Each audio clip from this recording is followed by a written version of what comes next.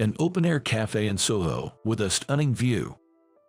As I parked the minivan on the street, I heard the voice of my daughter, Emily, who had arrived earlier. "Ah, that's my dad's van. He uses it for his business." Then, interrupting her, a raspy male voice chimed in. "How inappropriate to arrive in such a vehicle. Is your father a high school dropout working in a warehouse?" Emily looked taken aback by these remarks. The man with the raspy voice appeared to have indulged in a few drinks, smiling with a flushed face. It had been some time since I last met someone who found such tasteless jokes amusing. After putting a parking ticket on the minivan, I approached the man. Opening my jacket, which had been tailored just a couple of days ago, I extended my business card towards him with a friendly gesture. "Here, I'm the CEO of a company that generates $50 million in revenue annually." John looked surprised. He was frantically checking the company name on the business card on his phone. Understandable. In John's view, someone driving a minivan couldn't possibly be more successful than him. And so, I began sharing my life story, almost as if I was introducing myself. "My name is Tom, and I'm a 63-year-old business owner. The business has expanded considerably, and we now have a significant number of employees, but it was a long journey to reach this point where I could share my story.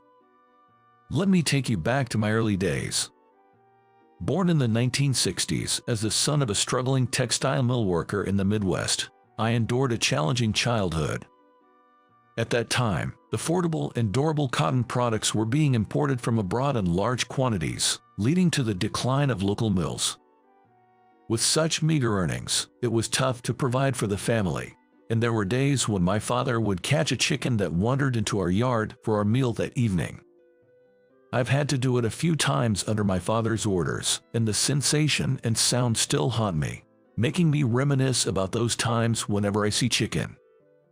Eventually, unable to make ends meet with just the mill's income, my parents started saying, "We're going to a community meeting," leaving me alone as they went out. They wouldn't return until late at night, and by morning, I'd find a stack of flyers by the door. They were invitations to join a new spiritual religious group. Looking back, it seems the incentive was paid by the group for recruiting new members. What began as a means of survival slowly consumed my parents' minds with the ideology. During every election, my mother would fervently say, with a fervent look, "Those who have faith will be saved. So, if you support this candidate, all will be well." Yes, by relinquishing your desires, you can find peace. So you should. Everything was like this. There's no way I could live a good life in a house like this. I needed to leave the house. I'm thinking of moving out. Why? Isn't it enough to be here? I can't stand it anymore. Is it a lack of faith? Did you pray today? Prayer keeps unnecessary thoughts at bay. I'm leaving anyway. With that, I packed my things and left. It was a night just before my high school graduation, at 18. The breeze was brisk. It's not that I had nowhere to go. I had noted down my uncle's address and phone number. My uncle, Steve, who lived in Nebraska and was a bachelor, had been concerned about our situation since I was young. He often said, "Call me if anything happens. I think I understand what you're going through." I dialed his number with shaking hands and heard my uncle's deep voice answer. "Hello, hello, who is this?" "It's me, Tom." "Tom, what's going on at this time?" "Actually, I've left home." My uncle paused, seemingly in thought, but quickly responded. "Got it. Head over here. I've got you covered." Not long after, I took a local train to Nebraska and ended up staying with my uncle. He worked as an electrician and was usually out during the day. The house was cluttered with various tools and equipment like pliers and wrenches. Among these, a strange box-shaped device in the back of the room caught my attention. This device had knobs of different sizes. One day, while my uncle was out, I couldn't resist turning the knobs. Suddenly, a loud, unfamiliar noise, accompanied by intermittent beeps, filled the room. Interested? Whoa. I jumped, caught off guard by my uncle's voice from behind, and felt embarrassed as if I'd been caught in the act. However, my uncle looked at me with excitement. It's called ham radio. With this, you can reach out to people across the globe. Pretty cool, huh? With people all over the world. Yeah, exactly. You can talk to someone halfway around the world through invisible waves. If you're interested, I can teach you everything from the basics. From that point on, I was captivated by ham radio. Whether day or night, I stayed close to my uncle, intrigued by this novel device and the voices from distant lands. When he was away, I'd spend nights engrossed in radio chats, often not realizing dawn had broken. Around this time, I began assisting with my uncle's work. I'd accompany him in his minivan, traveling across Nebraska for various electrical tasks. Since the minivan lacked a car radio, my uncle would bring along a portable radio, using it to teach me various lessons during our rides. I learned many of life's important lessons during those conversations in the minivan. Remember, Tom, the key is to think clearly. No matter the challenge, assess the situation, pinpoint the issues, come up with theories, and test them out. Master this, and you'll hardly ever find yourself at a loss. Yet, my uncle, who lived by these words, met with a tragic accident at work. The details were vague, but it seemed he died trying to save a coworker who had slipped up. The grief and frustration were overwhelming. It was a cruel twist of fate that my uncle, a lifelong electrician, met his end due to electricity. With no other kin, I inherited his house and minivan. So, I was on my own once again. But this time was different from when I had left my family. I had acquired my uncle's electrical skills and, more importantly, his work ethic and passion. Finding work was easy. During that period, the semiconductor boom was in full swing. In the U.S., electrical industry was flourishing. I interviewed at several companies, and after demonstrating my skills, I was in high demand. Eventually, I joined the largest company everyone knew of, though looking back, that might have been a mistake. I adapted to the job within months. Inspecting parts on a conveyor belt was straightforward, nothing like the complexities of electrical work. But the real issue lay elsewhere. It was the constant berating and physical reprimands from the manager, Daniel. Daniel would often halt the production line in a foul mood and single me out. Tom, over here. Yes. What's with the attitude? You seem disinterested in your work. Yes, sorry.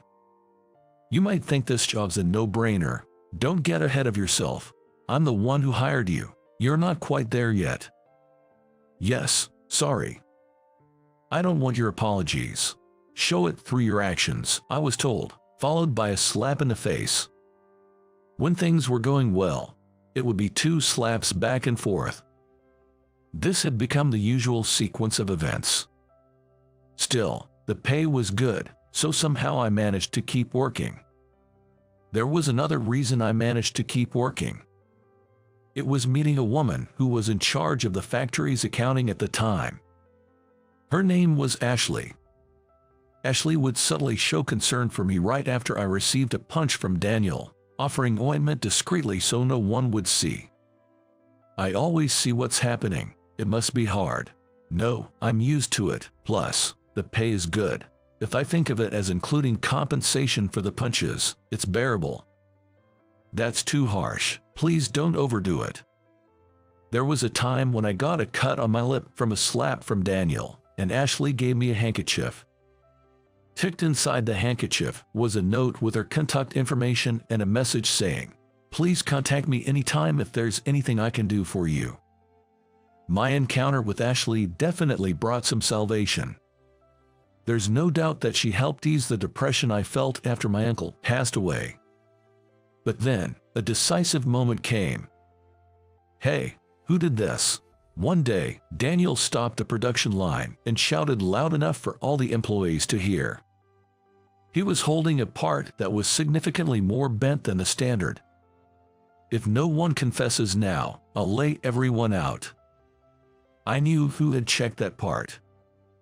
It was a new coworker standing next to me, who was biting his lip and trembling as I glanced sideways. If I stayed silent, everyone present would definitely receive a slap. Thinking this, I instinctively raised my hand. It was me. "What? I'm sorry, I missed it." "You realize what you've done, right?" "Yes, I'm truly sorry." Daniel stood in front of me and slapped my cheek. Not satisfied with just that, he turned around and delivered a knee kick aimed at my solar plexus. Unable to breathe, I clenched my eyes shut, and tears naturally started to flow. "Oh, crying now, even now, you're playing the tragic hero. Well, with that face, you're too ugly for it anyway." With a victorious look, Daniel kicked me in the solar plexus with the tip of his shoe as I lay on the ground and then walked away. That night, as I was cleaning up alone, Ashley stayed until the end. "Hi. Hello. Daniel is terrible, isn't he?" He didn't have to say it like that. "It's okay. It would have taken longer if things continued as they were. We were already behind schedule." "You didn't actually do it, did you?" "Huh? I saw Bob, who works next to your line, inspecting parts unsteadily. Someone had to take the responsibility. But it didn't have to be you." "It's okay. I won't be here much longer anyway." "What do you mean?" Maybe I was being self-destructive. But thinking about resigning was true. "I'm thinking about leaving this company. There are more interesting things out there. I want to do what I love." Ashley was a woman who chose her words carefully. "I think that's a wonderful idea. I want you to do what you love.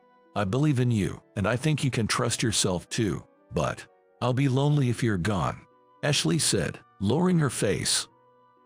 "If you're willing, why don't we quit the company together, and then let's start a new factory of our own." Even in the dim factory, I could see Ashley's face flush with color. "If we could do that, I'd be so happy." Thus, Ashley and I decided to resign from the company and start a new factory together. Then came 1989. The year the Berlin Wall fell, Ashley and I got married. As an aside, the year after I left, an assault case occurred at the factory, and that factory manager was apparently arrested. It might have been a matter of time, sooner or later. In 1990, Ashley and I established a factory that produced semiconductor components. I took on the roles of both salesman and technician. Ashley handled all accounting tasks. However, at first, the business didn't go smoothly, and we could barely make ends meet through the electrical work I took on as an individual, rather than through the factory's orders. It was no surprise. The American semiconductor industry, led by companies like Intel and Texas Instruments from the 70s to the 80s, was conceding its position to giants like TSMC in Taiwan and Samsung in Korea by the 90s, showing a downward trend. Considering the cost of assembly, it was impossible for a fledgling small to medium-sized company to afford the equipment needed to produce cutting-edge components. So we specialized in manufacturing parts with a focus on technical skill rather than production capacity. I never thought the skills I acquired in electrical work would come in handy here. Then, whether it was due to that strategy or just sheer luck, orders gradually started coming in from companies that had heard about the skilled craftsmen at our factory. It might have been the most fulfilling days of my life. I would wake up early, go to the factory, and silently grip the soldering iron by myself. Or I would face the machines that polished the components. I would come home late at night, barely eat, and then collapse into sleep alongside Ashley. On our rare days off, I would devote myself to the amateur radio I inherited from my uncle. I think Ashley was very understanding to accept a husband like me. In the midst of our non-stop daily routine, Ashley and I were blessed with a child. It's a girl, Hey, what do you think we should name her? How about Emily? It sounds good. Yes. And so, we named our newborn girl Emily. Emily was born healthy. But it might have been around this time Ashley became ill.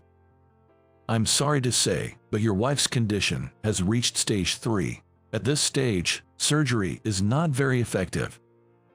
Ashley had suddenly complained of an unusual abdominal pain while at work and was urgently admitted to a nearby hospital.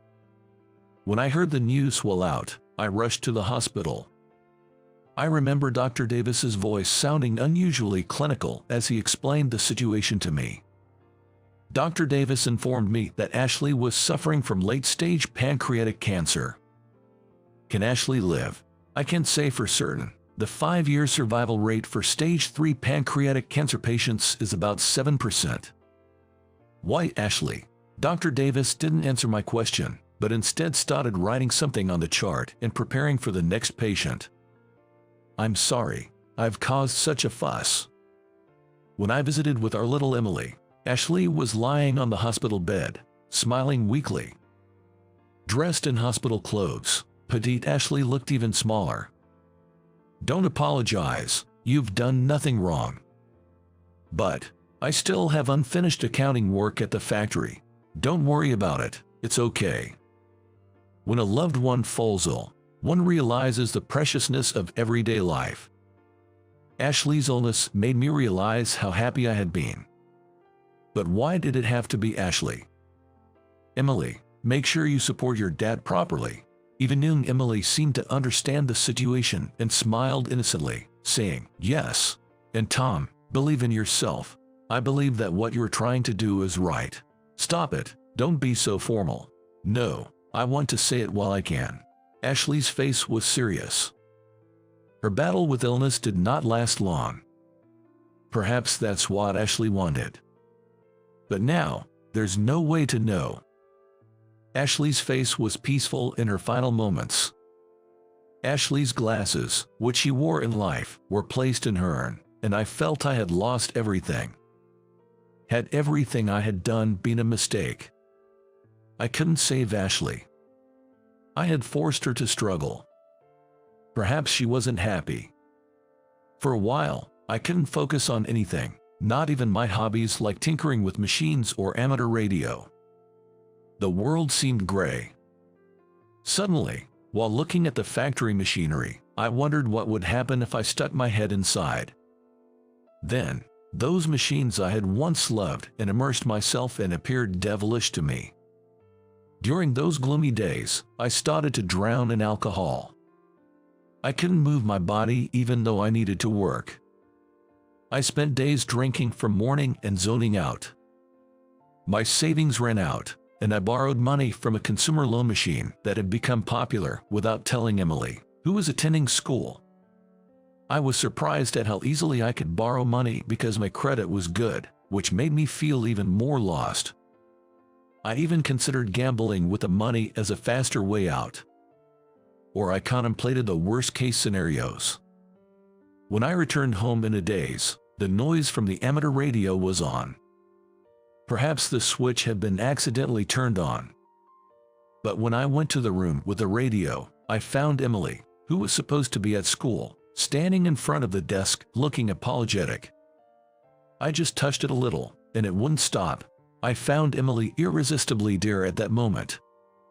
As soon as I thought that, tears overflowed.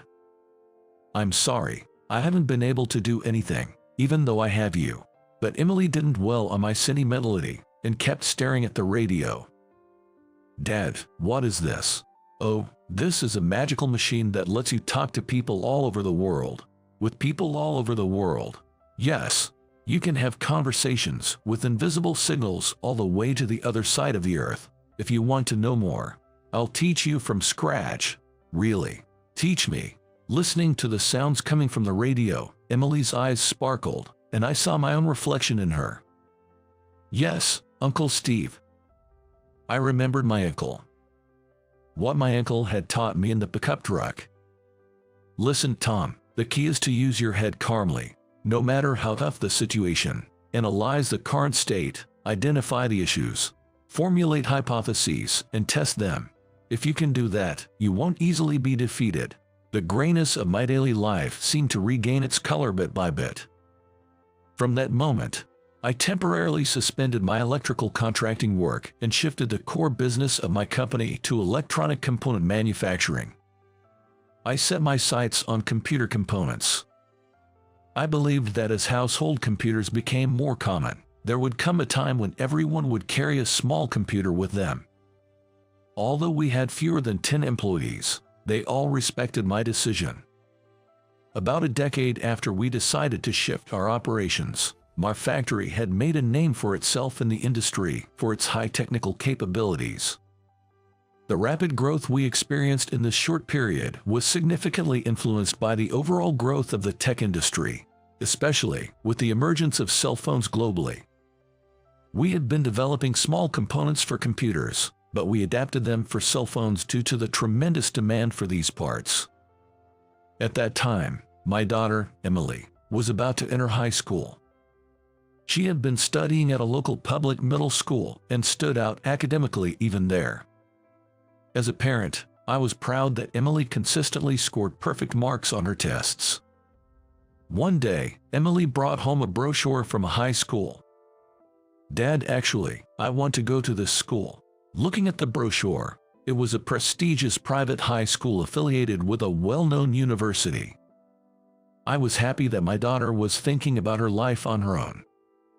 At the same time, I thought that perhaps it was also a parent's duty to support their child through such exams. Why not? Go ahead and apply. Really? Can I?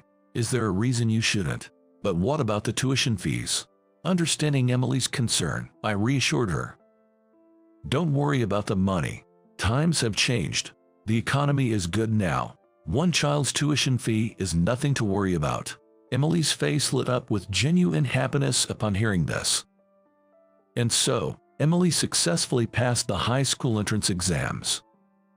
But this also meant that for the next few years, we would be spending a significant amount annually on tuition fees. I braced myself for this. However, my worries were unfounded. One day, as I was heading to work, one of the employees was frantically on the phone. I wondered if it was another strange complaint, but it turned out to be extremely positive news. "What's going on? Mr. Johnson, it's incredible. Please don't be shocked. A major international company wants to use the parts we made in their new cell phones." What? That company, now a household name in the tech industry, was only known by a few enthusiasts at the time. Yet, being their supplier would be a game changer for us. What did they say on the phone? They said they'll be in the US soon and want to meet in person to discuss. We can sit around. Let's get ready. Things went smoothly, and I formally signed a contract with that company. The contract was worth millions of dollars. This sum was staggering, but knowing I could provide for Emily brought immense joy. The idea that something I created was in the hands of so many people still amazed me. "Uncle Steve, I did it. Ashley, we did it." I reported in front of their graves that all our hardships had finally paid off. I couldn't help but feel as if both of them were smiling down on me. When the company was on track, Emily, now a university student, told me she was dating someone, the heir to a prominent bank. I thought I had to dress appropriately for the meeting. I came in my uncle's old pickup, which is more valuable to me than any luxury car, so I was a bit upset. Sorry about that. After finishing my story, Emily's future father-in-law, John, looked bewildered.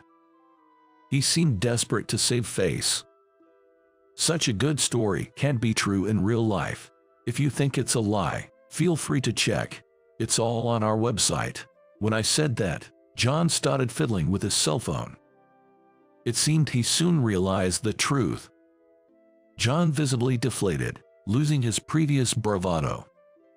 He might have acted like he was the CEO of a mega bank, but I knew he was just a branch manager. He probably tried to puff himself up more than usual to show his status.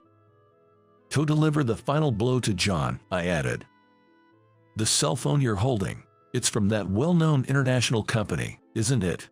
That means it probably contains parts made by our company. Thank you for using it." After those words, John never spoke again. I might have talked a bit too much.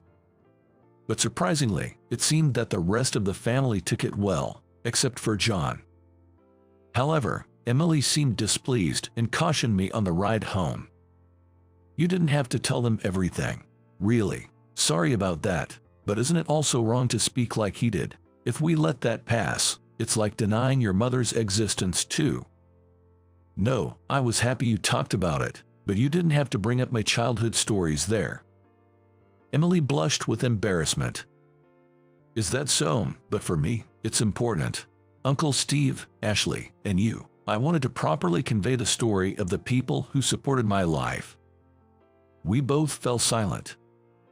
The good thing about the old pickup is that the engine noise drowns out the silence. The smell of oil and the sound of the engine always bring me peace. I'm thinking of calling off the engagement with that guy. Really. His father was like that, but the son seemed earnest. Yeah, he is earnest, but sometimes he treats me like a secretary or a housemaid, asking me to fetch things, memorize his schedule. I don't want to do that. Emily looked downcast. Besides, I actually want to become an engineer and not finish college. I want to create new technologies to make people happy. But he doesn't seem to like the idea of me being a researcher. Maybe because I'm a woman. Live the life you love. I remembered what my wife, Ashley, once told me. Believe in yourself. Do what you love. I believe what you want to do is right. I somehow understood how Ashley must have felt when she said that to me. Time passed, and as expected, Emily's engagement was called off. The other family must have been upset about losing face. Emily seemed secretly relieved to report the cancellation, which I thought was for the best. By societal standards, one might say an opportunity for a splendid marriage was lost, but true happiness lies beyond that. Emily later graduated from college and went on to graduate school in Germany. I was prepared, but it was still hard to say goodbye. We won't be apart forever, so don't look so gloomy. But still, it's hard when my daughter leaves home. Okay, I'm off then. Take care. Call me if anything happens. Waving, Emily passed through the gate to board her flight to Germany. Months after our farewell, which I had bravely faced, I felt a deep sadness in the emptiness of Emily's room. To distract myself from the loneliness, I turned to my usual companion, the amateur radio. This long-standing habit, starting from the time I moved in with my uncle, had become a part of me. Hello CQ, hello CQ, hello CQ, this is JA4TOC. If anyone can hear me, please respond. Over. Soon, I received a call from a station in Germany. It was a woman's voice. Hello CQ, hello CQ, hello CQ, this is W2JA7KR, go ahead. I wondered when she had gotten her radio license. At first, I thought my loneliness made me mishear. But there was no mistake. I responded with all my being, not to miss a single word from my beloved daughter's voice coming from this magical box. W2J7KR, thank you for your response. I'm so glad you're doing well. With love from your father.